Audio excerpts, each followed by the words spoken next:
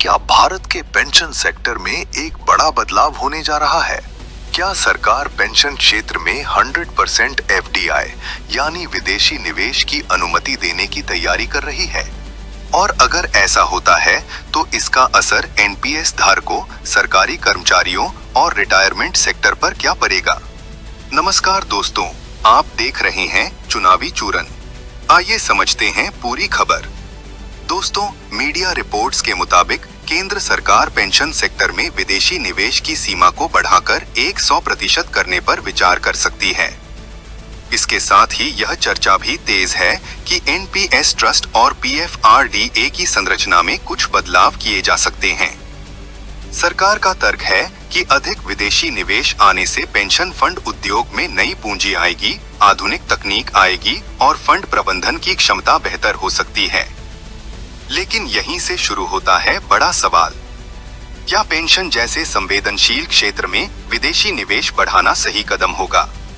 कर्मचारी संगठनों और कई विशेषज्ञों का कहना है कि पेंशन केवल निवेश का विषय नहीं है, बल्कि करोड़ों लोगों की सामाजिक सुरक्षा का आधार भी है।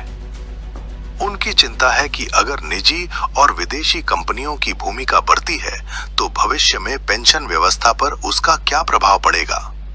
दूसरी ओर कुछ वित्तीय विशेषज्ञ मानते हैं कि वैश्विक अनुभव और बेहतर प्रबंधन से एनपीएस निवेशकों को लंबे समय में अधिक लाभ मिल सकता है।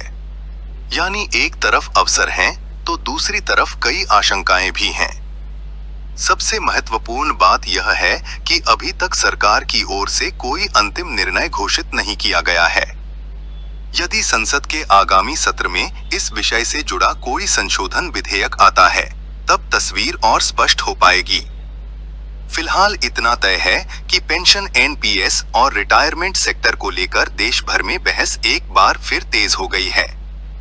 अब सवाल आपसे, क्या पेंशन क्षेत्र में 100% एफडीआई की अनुमति दी जानी चाहिए? क्या इससे कर्मचारियों को फायदा होगा या जोखिम बढ़ेगा? अपनी राय कमेंट में जरूर बताइए।